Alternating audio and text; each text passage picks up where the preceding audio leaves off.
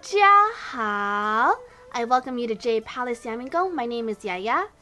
Daji wasn't the only woman that was blamed for the fall of a dynasty. Today, we'll be talking about another unfortunate female figure in Chinese history. So let's get started. This woman has been credited with the fall of the Ming Dynasty.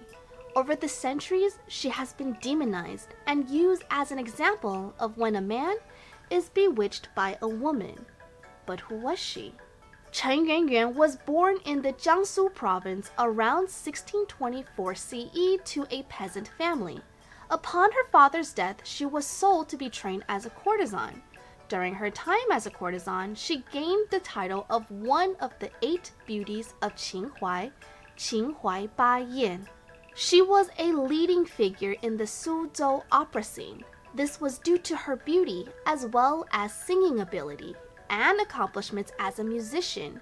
Around 1641, she had a brief relationship with the scholar and poet Mao Xiang. She is described by Mao Xiang as nonchalant but charming and like a lone phoenix fluttering behind a screen of mist. They didn't stay together for long before Chen YuanYuan came under the possession of Tian Hongyu. There are multiple speculations on what happened, but since during this time everything was in turmoil and unstable, it legit was the fall of the Ming Dynasty. So details are lost, but the general consensus was that shortly after her relationship with Mao Xiang, Chen YuanYuan was acquired by Tian Hongyu, a powerful courtier of the Ming Dynasty court. This was done either by purchase or kidnapping. Tian Hongyu was the father of Emperor Chongzhen's favorite concubine, Gongshu Huang Guifei, Tian Xiuying. However, when she died, he had to make sure that he did not lose power. He offered the Emperor Chen YuanYuan as a gift, but the dynasty was falling into ruins and the emperor no longer had any interest in beauty, so he refused Tian Hongyu's kindness. He still needed a backer, so he set his eyes on Wu Sangui. Wu Sangui was a general and had a decent amount of power and influence. He had heard of Chen YuanYuan before, but had never actually met her. Instantly, he fell in love with her beauty and was infatuated. Around the time that Chen YuanYuan was 21, she came into Wu Sangui's possession. Again, we don't know how, but possibly she was either purchased by the Wu family or was given as a gift to Wu Sangui by Tian Hongyu. Here's a quick breakdown of the historical events that took place in order to understand the situation a little bit more. It was the late Ming Dynasty. Actually, it was basically the end of the dynasty as it was being attacked by the Manchurians. It didn't help that there was also a peasant rebellion led by Li Zichen, with both foreign and domestic forces attacking. Emperor Chongzhen decided that death was the best answer, then surrendering. He killed his family and took his own life. What was the situation that blackened her name? How could a low-level courtesan affect history this much? She wasn't even the consort of the emperor. The situation was that when the emperor died around 1644, Li Zichen took over power for a brief time. Wu Sangui was the general that was guarding Shanhai Pass, Shanhai Guan, one of the major passes of the Great Wall. Li Zichen knew that Wu Sangui's troops posed a possible threat, so he had to find a way to gain the general's alliance, or at least a way to control him. So Li Zichen, also enchanted by Chen YuanYuan's beauty, kidnapped and assaulted her. When Wu Sangui received news that his beloved was captured, wrote to Dorgun, a prince and general of the Manchurians, and agreed to combine forces in order to fight against the rebellion. Thus, Wu Sangui allowed the Manchurian troops to enter Shanhai Pass, which allowed them to take over the capital and later establish the Qing dynasty. Because of Chen YuanYuan, Wu Sangui became the man who can give up his own country just for a woman. Therefore, Wu Sangui has since been labeled as a traitor, and Chen YuanYuan essentially was Ming Dynasty's Helen of Troy. While Wu Sangui was considered a traitor to the Ming and Qing dynasty, it is still Chen YuanYuan that bears the title of a black kettle.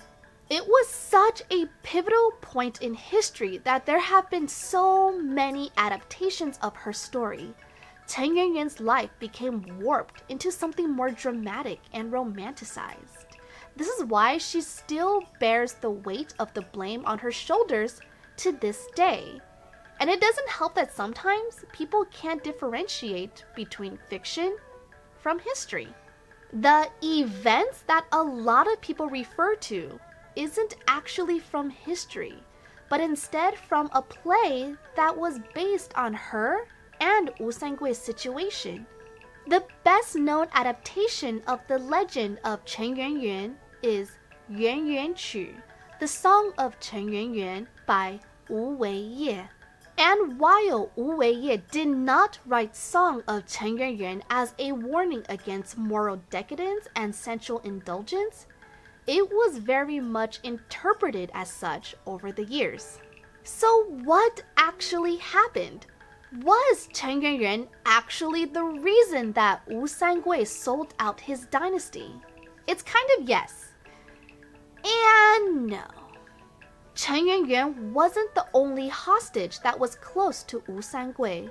It was actually his whole family.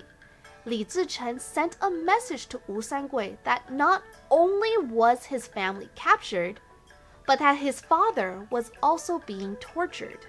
And you know what was the last nail that was hammered into the coffin? Before he was even able to respond, Wu Sangui received another notice that his entire household was slaughtered. This is what broke his resolve.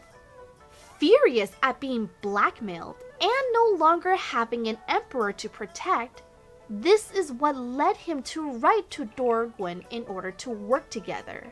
It was only working with and allowing the Manchurian forces to pour in that he even had the possibility of saving Chen YuanYuan. Did Wu Sangui sacrifice his country for Chen YuanYuan? No, she actually didn't play a huge part as well. He was in a situation where he had no choice but to find the best possible way to save the remainder of his family.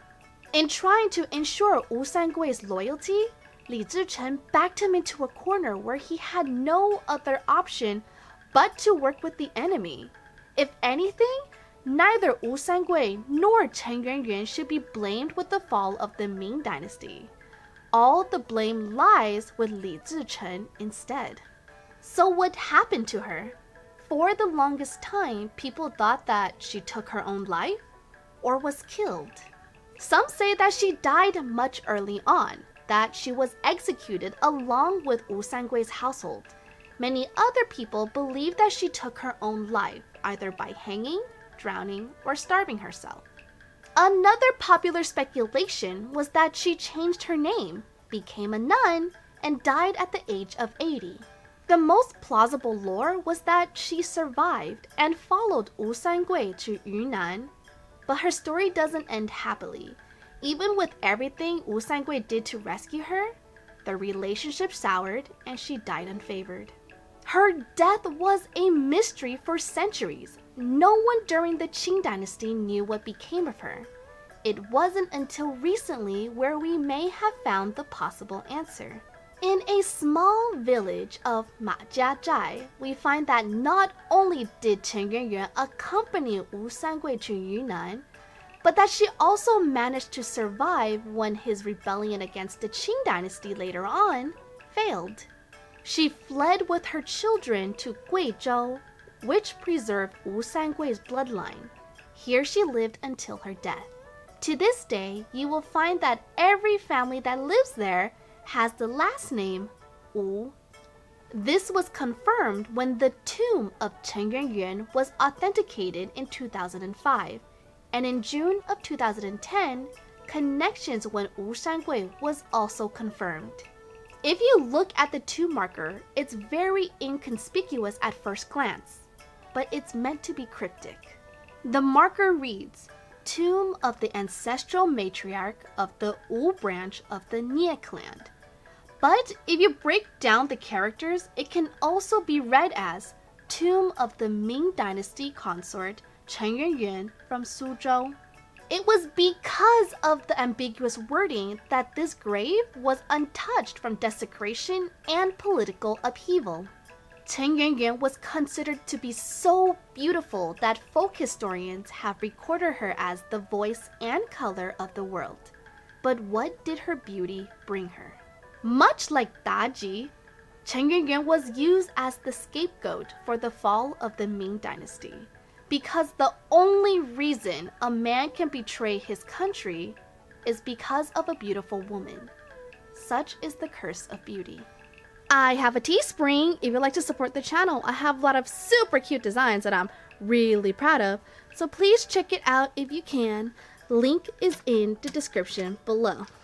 So what do you guys think? What other women do you know of in history that was also blamed for things out of her control?